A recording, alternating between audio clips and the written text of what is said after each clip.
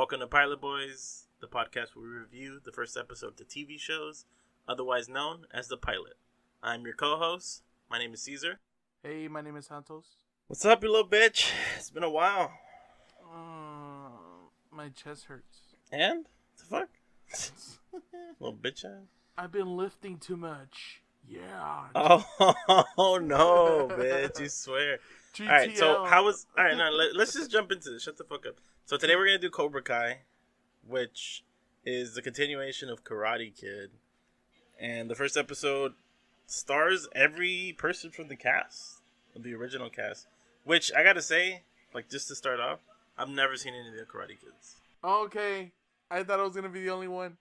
Yeah, I am like a fish out of water. I've never seen anything. I never seen Karate Kid either. I'm coming into it kind of like fresh. Yeah. And I mean, obviously it's a little dated because they start off right away with the scene from the movie, which is the final scene. Did you watch the Will Smith's kid one? No, I haven't seen any of it. Oh, man. I think I saw like a piece of that one. That shit was trash. What's interesting is, I mean, I wouldn't say what's interesting, but everybody knows the Karate Kid because it's like breach culture in such a way. Everybody knows the wax on, wax off thing. I've seen that kick that he does everywhere. So I'm familiar with it. I've just never seen it in its entirety. Yeah, so I'm familiar with it because it's everywhere inside of pop culture, but I've never actually seen it. I don't get it. You don't get the hype? Yeah. If you didn't watch it when it was like a thing, you don't really care for it that much. I feel like that like a lot of shit.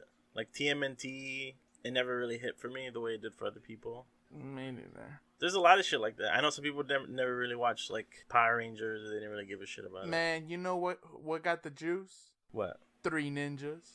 What y'all know about 3 Ninjas? Damn, the 3 little kids? Yeah. Yeah, that movie was tight. Okay, so I think that's a lot of the conversation we're going to be having is obviously this is all about nostalgia.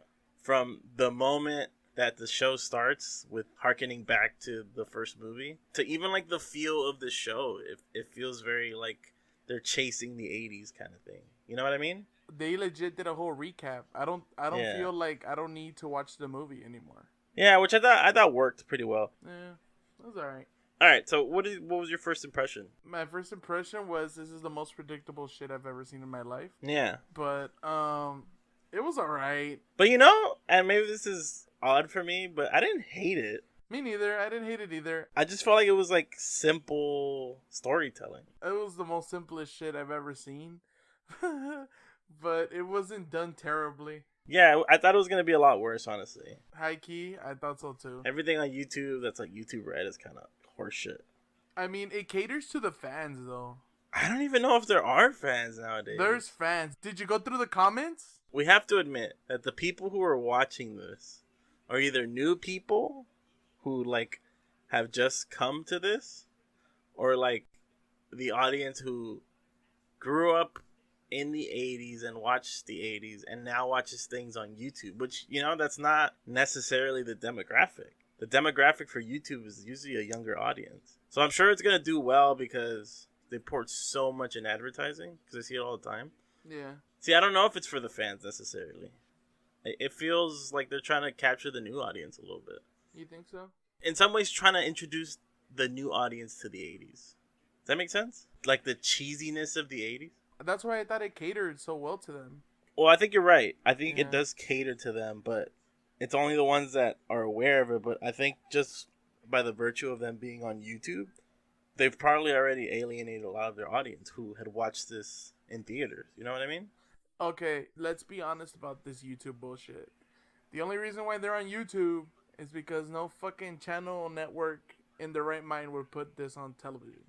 I also think YouTube is trying to get taken seriously by getting a show people will watch or people are talking about. And I think this is like their big one where they're trying to get people to notice that they're like a serious network or whatever. You know what I mean? And you know what? Actually, what I just said about alienating some of their audience, YouTube is starting to branch out into TV. Like, actually, you could watch regular programming with YouTube. So maybe this was their effort to capture some of those people who switched over, kind of thing. But I don't know, because they just announced all their new shows, and we talked about it a few weeks ago with Will Smith. He's gonna get a new TV show, or he's gonna get like a YouTube Red series or whatever. So they're catering to people with bigger audiences, like established people. People know the Karate Kid; it's a franchise, and I think they're just catering to that nostalgia. They're trying to chase it and introduce it to a new audience, because obviously YouTube is the biggest in terms of streaming. They're the biggest company. High key. Because they have so much like people, but they just don't have the content. The content that people watch is not YouTube produced. It's just people who produce stuff and put it on YouTube. You know what I mean? I'm surprised Google hasn't bought Netflix yet. I don't think they will. You don't think so? No, I don't think so. I don't think Netflix would do it because they're an institution. Okay. They're too big. It would just not make sense.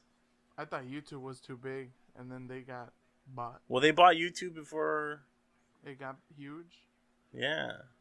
See, that to me makes sense because YouTube is like the default video thing. And if you're Google, which is the default search engine thing, it would make sense that you buy that. You know what I mean? Man, motherfuckers be living off this shit, man. Yeah. They crazy. Like they're millionaires off of this shit. Yeah. Anyway, let's move on. So, the first episode is about Johnny, which was the antagonist of the Karate Kid movies, kind of being a deadbeat and a drunk, and he works blue collar, and he's never really become anything after the fight he had with Daniel LaRusso.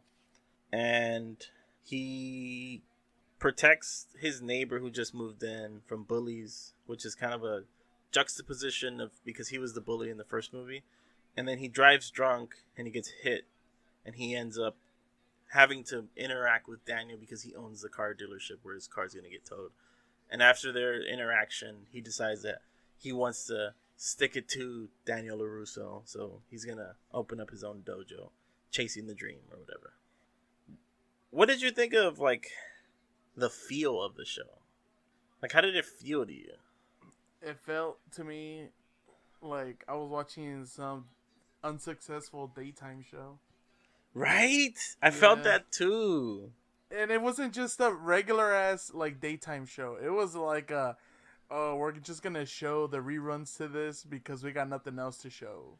I feel like, yes, you're right. It does feel like that. But at the same time, it felt like they were purposely doing that. You know what I mean? It didn't feel like it happened like that on purpose. Where like when you watch daytime TV shows, they're not trying to make shitty produced TV. They just make shitty produced TV.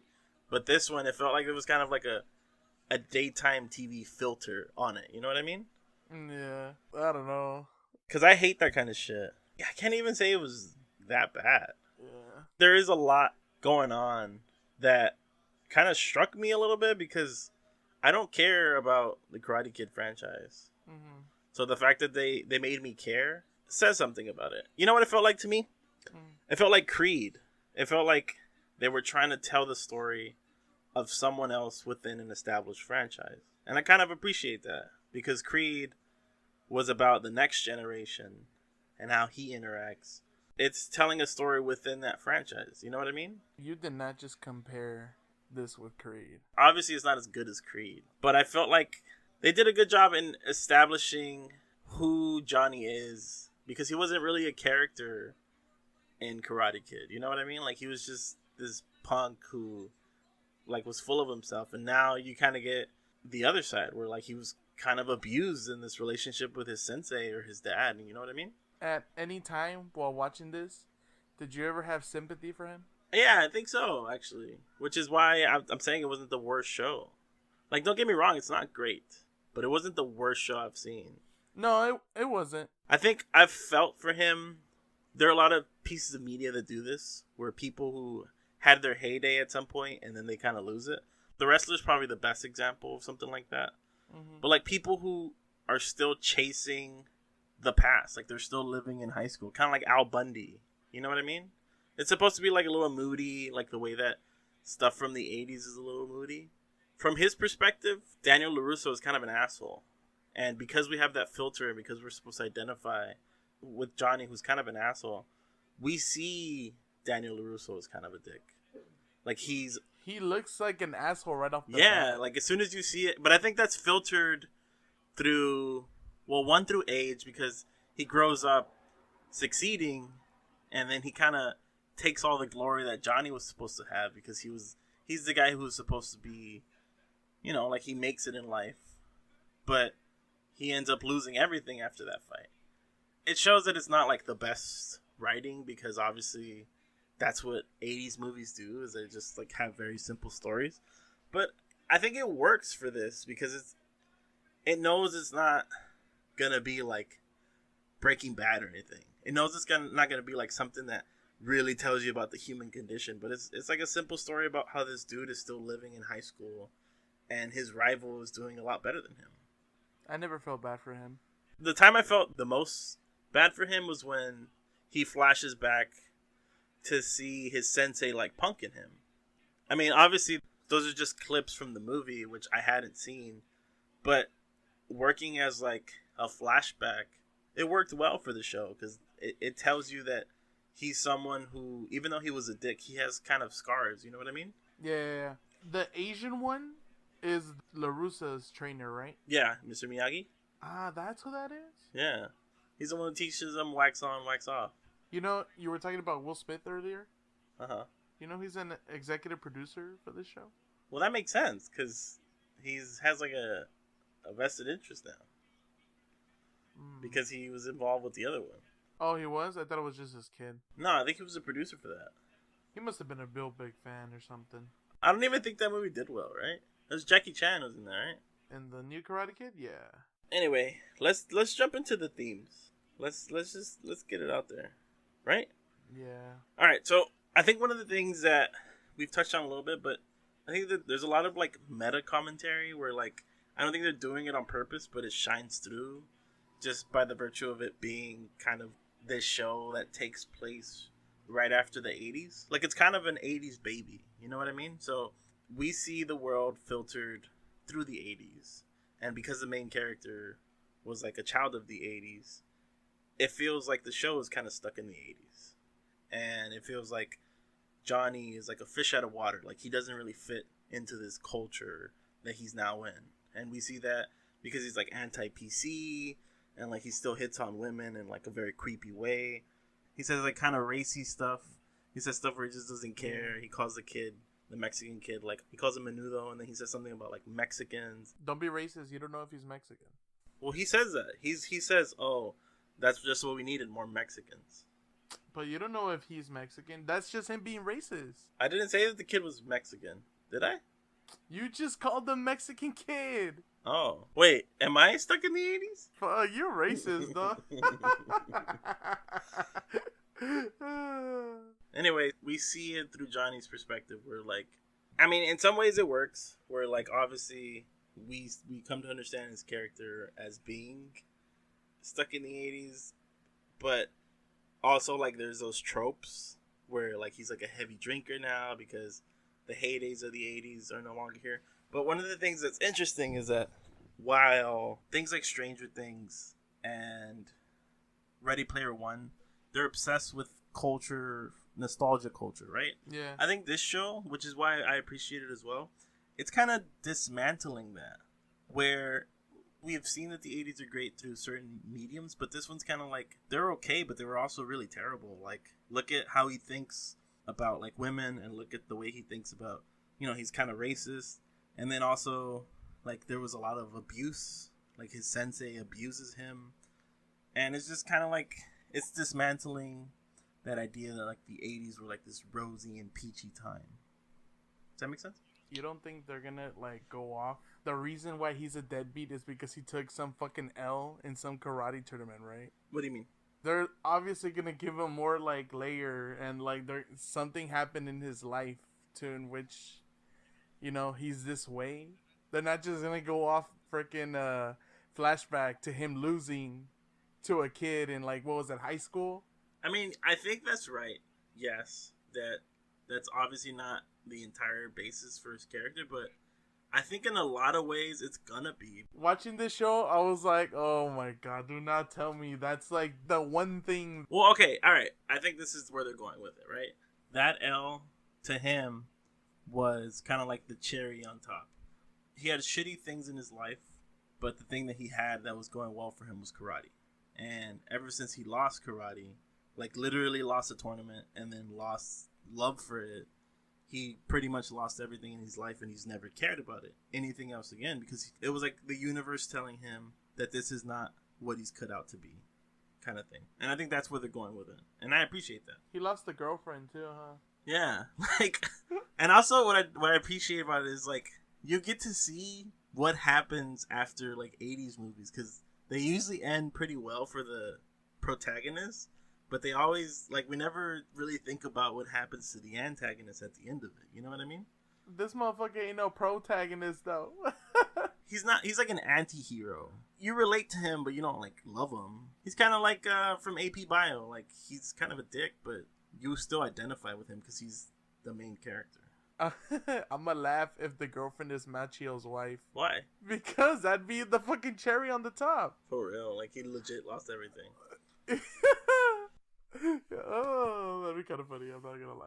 All right, go. Sorry. So one of the things I also want to talk about is that this show, just the story of this show, it's kind of a meta commentary on William Zabka, which is the main character, Johnny. It's a commentary on his life. In some ways, he's never really found the same success, or he's never really found anything after Karate Kid. Like, he had Karate Kid, and he was a big deal there, but he never really came out again. I remember he came out in How I Met Your Mother. Oh, yeah. Yeah, he was like Barney's hero, because he didn't really like Ralph Macchio. He liked Billy Zabka. Which is interesting, because it's I mean, if you think about it, How I Met Your Mother is kind of like the precursor to this. Like, it kind of set this up where it gets you to think about how Ralph Macchio, Daniel, is kind of the bad guy in that movie. Like, he's kind of a dick. And I think you get to see how he's a dick. Barney sees him as the bad guy, huh? Barney sees Ralph Macchio as the bad guy. Yeah, Ralph Macchio as the bad guy. Yeah. In the Karate Kid. Yeah. Oh, okay. Alright, and another thing I wanted to get into was, like, obviously, we already mentioned it, but daddy issues was, like, a big thing in this show. Johnny never really had a father. The father that he has is his stepfather, but his stepfather, like, treated him like garbage, which is probably where his emotional baggage comes from. But also, the father that he did have, which came from the sport that he did love, which was karate, treated him like shit, which is Cobra Kai. Cobra Kai is the name of the sensei of the troupe, or the karate group that he was in.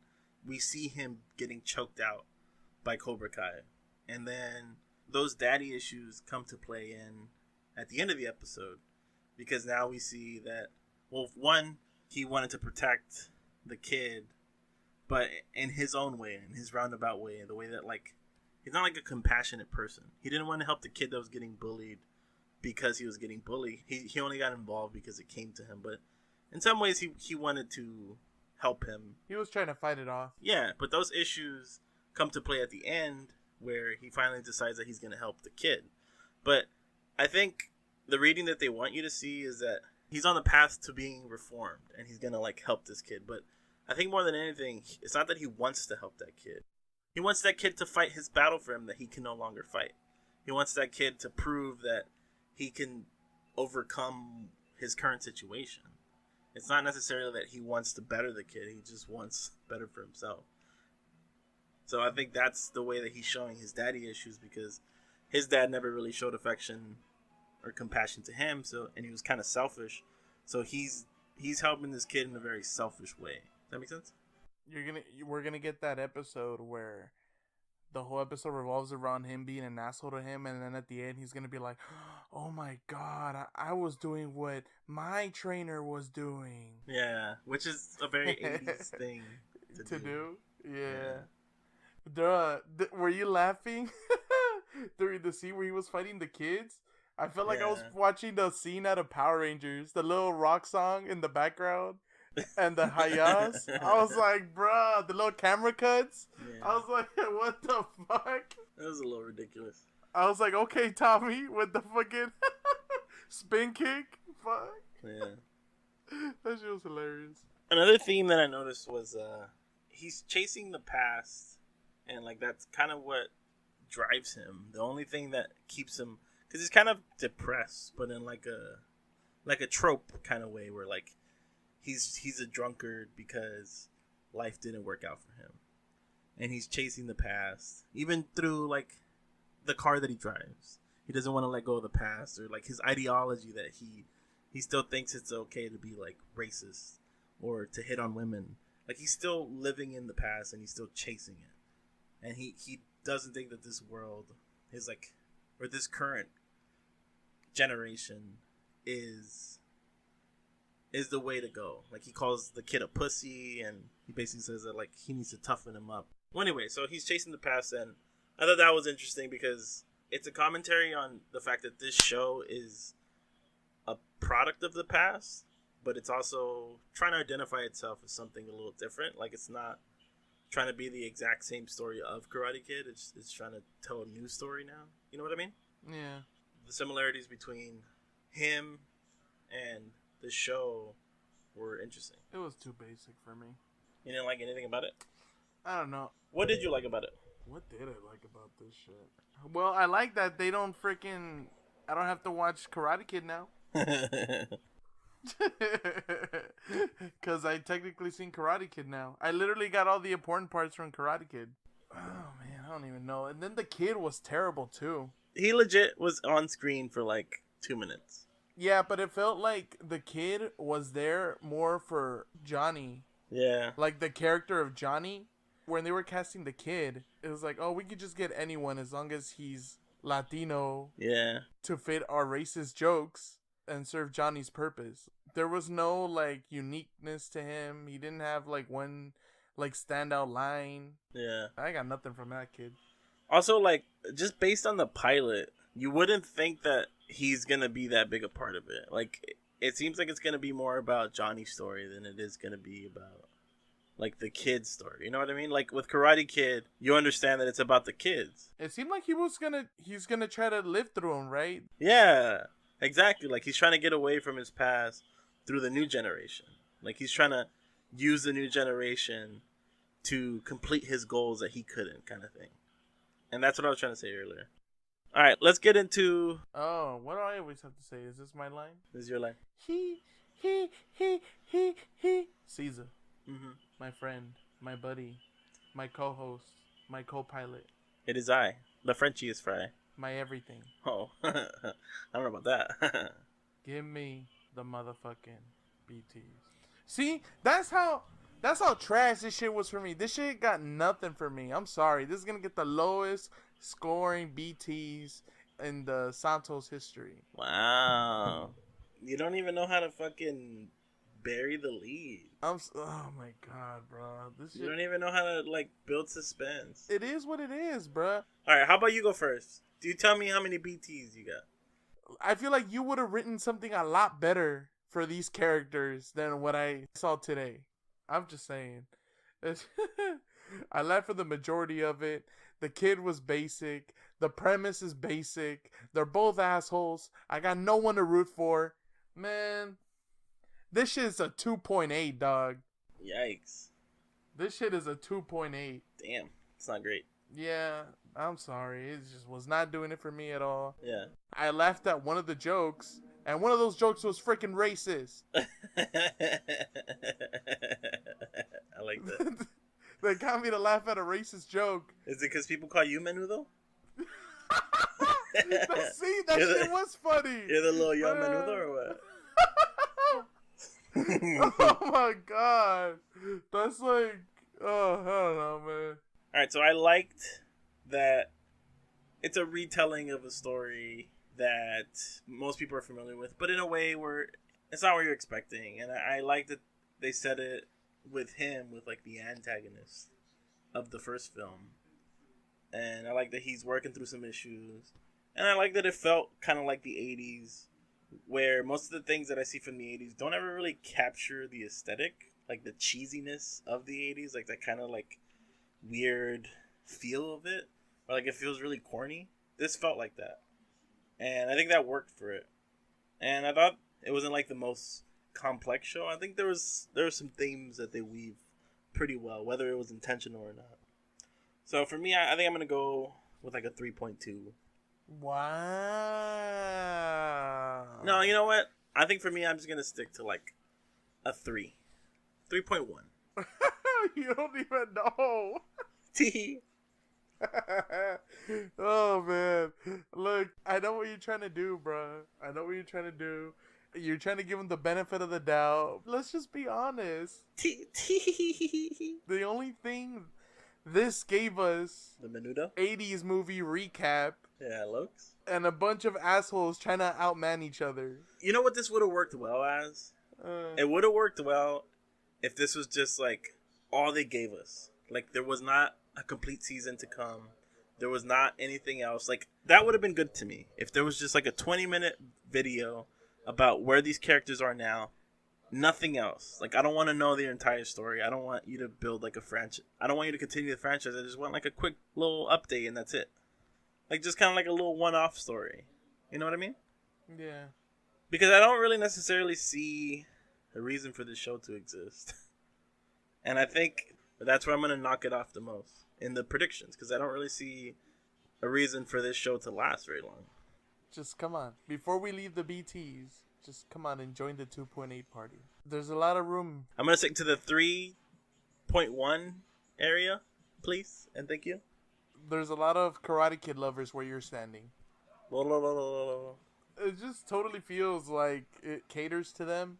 Yeah. I feel like only people that watch that movie and are probably like 40-something will really like this show. Yeah. High key? I mean, no knock to the oldies. I love me some 80s stuff. Yeah. 80s stuff is cool. Don't get me wrong. I'm not one of those unappreciative millennials. That's not me. It's just this is not the one? This just happens to be not a very good one. Yeah. So, alright. What's your prediction? Prediction? Yeah. Fuck this shit. I'd be surprised if this shit gets another one. Well, I don't know. I think it ends. You know, I'm just going to say this one season. I'll just say that. I think that this show has gotten a lot of love, actually. Like, we might have not liked it, but a lot of people have been digging it. There are a lot of 45-year-old people out there that loved Macchio. Macchiato? Ralph Macchiato? Lolo? And freaking Menudo guy. So... Ralph Menudo. Anyway, so I'm going to say it's going to last maybe like 2-3 seasons. Ugh. Because it's been getting a lot of love. That sounds like the YouTube Red thing to do. But yeah. We still don't have anything good from YouTube Red. I'm sorry. Yeah, it's true. But I didn't hate it. And I thought I was going to hate it. And I didn't hate it. So there's that. If you have nothing to do, like just watch it. It's for free. The first episode's free on YouTube Red. Yeah. Anyway. I guess. That was 12. That was episode 12. Oh, we're getting to that 13. Uh-oh. We're signing off. Oh, we are? My name is Cesar. My name is Taco. My name is Cheesy. My name is Mexican Kid Menudo. My name is Ralph Mameluco.